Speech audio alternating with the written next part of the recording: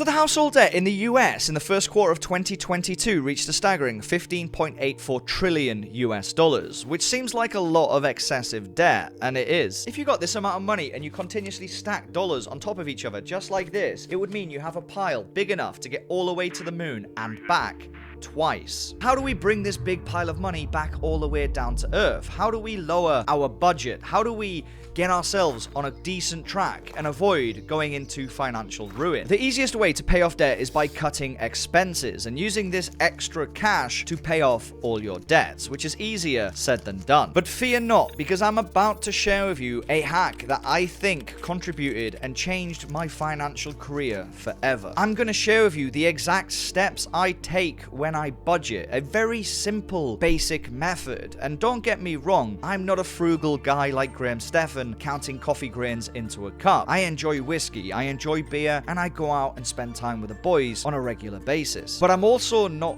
reckless. I'm a little bit more sensible, and I think it is down to how I actually budget. And I'm going to share that with you in this video. And for sharing this information, all I ask is a gentle tap of the like button to help me out with the YouTube algorithm. Now, rather than just go through budgeting and what you should do, I want you to go through these steps with me. So go get yourself a pen and a piece of paper, or if you're posh, an Apple Pencil and an iPad, possibly a calculator, and let's do these simple hacks together. Now, the first one I want you to do is I just want you to get a piece of paper, write a number 1, and write the word meals. Okay? Now, I know my handwriting's horrific. I've been studying ancient Egyptian for a long time, so bear with me. But what I want you to do here is write down not the cost, but how many times you currently eat out. Whether that be McDonald's, a sandwich at lunchtime, a meal deal at Greg's if you're from the UK, and if you're from the US and you don't know what Greg's is, trust me, you're missing out. But I want you to just write the amount of times approximately you eat out. For me, it's probably around about 10 times, okay? So I'm just going to put a big fat 10 times, all right? The second one I want you to look at is just simply put down how many streaming services you have. This can be Apple, Netflix, Google, Patreon, social media, entertainment-wise, how many of these subscriptions do you currently have? And what I want you to do is write down this here. So subs from TV. Now remember to write down the number of platforms you subscribe to, not the actual price, because that will come in just a second. But be brutally honest with yourself. Whatever it is, write it down just here. Now, number 3 is recreational activities, or recce for short. Now here, what you want to put down is haircut, nails, pampering items, high spa, massages, how many times you go out for beers with the guys, girls, whatever else you're into. Do you go on date nights? Do you go to the cinema? How many occasions do you physically go out of the house to spend money on stuff you physically do not need, or stuff you could really spend less on? For me here, the figure is 8, and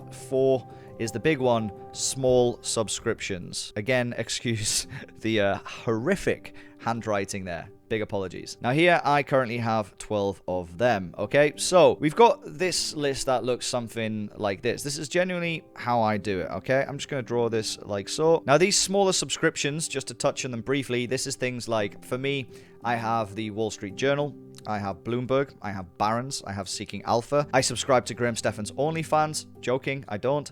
But all of the smaller priced subscriptions. You could be a member of this channel and unlock some exclusive content. By the way, this is a budget, so if you are a member, you can cut me. I won't hold it against you. So write down your smaller subscriptions and then we can just move on a little bit. Now, with this here, congratulations already because you've started your own budget. If you've never done this before, and I bet majority of you haven't, congrats. This is something you should be doing, I recommend, at least once a quarter until you sort of get control of your financial life. But now we're going to move on to the hardest bit that you're going to have to do, and that is how much it's actually costing you. Now, for example, I pretty much eat out when I'm not cooking myself about 10 times a month. Now, the average price for a McDonald's in the US is about $8, and the average price a restaurant per person is around about $30. So I'm gonna go down the middle here, even though I know what my average meal is, because I don't eat at McDonald's that much.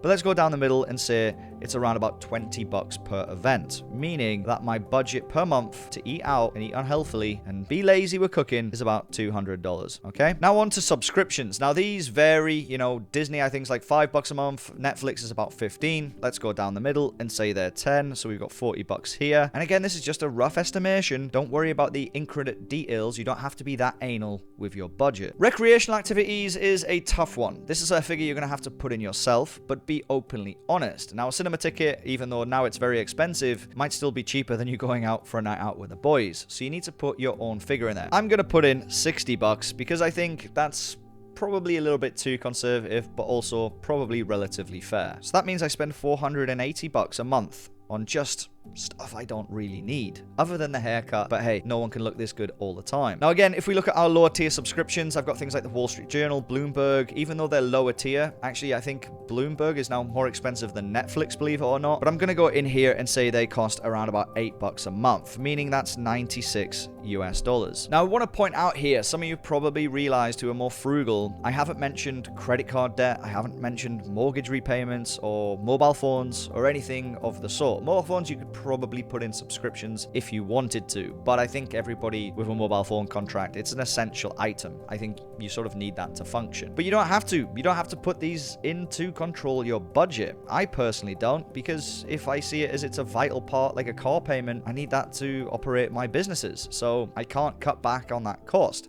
I could be more sensible and maybe pay less and find a way around that, but that's for a different video. So here I have, I think it's 816. Someone please check that math in the comments. And what this basically means is this figure of $816 US every single month I could live without. I could live with long hair and don't get my nails done. I don't need Netflix. I don't need Disney, but it would be insane if I cut this figure, right? So what I actually do every 6 months, I find out what this figure approximately is and I cut out 10% from it, okay? Which would be $81.60, okay? So that's literally how I would budget. So then what I have to do is I have to go in to this little thing here and I have to cut somewhere here. Now I can cut a little bit from everything. So for example, let's say we cut this down to 9 meals. This would make it 180. So we're already at $20. So minus 20. Then I would need, I don't know, let's say I cut one of the streaming services, which would easily do. I mean, I don't watch all 4 at once, right? So then that would mean that's 30. Okay, so that would mean we've got another $10 gone. I could go out maybe one less time a night and then we're there. That's it. So one less time a month, not a night. I don't go out that many times in a single night. That would be insane. But you see, that's how easy it is. And that's what I'm trying to get at with budgeting. Now, this is the exact method I do. It's not anal. It's not crazy. I understand. I'm a lucky guy where I don't need to be so frugal. But this little aspect is the exact same way I did it when I was in the military. When I realized I was losing money left, right, and center without budgeting. And what I did is this 80 odd bucks. I know it wasn't that back then, but this amount of money I would start paying off a credit card or paying off my store card that I had at River Island with this amount of money until it was gone. And then I'd use that surplus income to invest into the stock market. And if you did that, for example, from today, if I use this $81.60 and invested that into the stock market, as it stands today, I'm nearly 36. If I invested that for 30 years, at the age of 66, it would be a staggering $161,312.06. With this very simple, no nonsense budget approach, it gives people the freedom to start taking more control of their debt, their finances, but more importantly, their long-term financial future. And I think many people, after speaking to members in the chat room who are now friends of mine, majority of them are just simply scared to do a budget because they're going to be unhappy with the results they come up with. But realistically, $81. Could you cut $81 out of your life? Or whatever the figure is. Let me know what your 10% figure is down below in the comments. I'd be really happy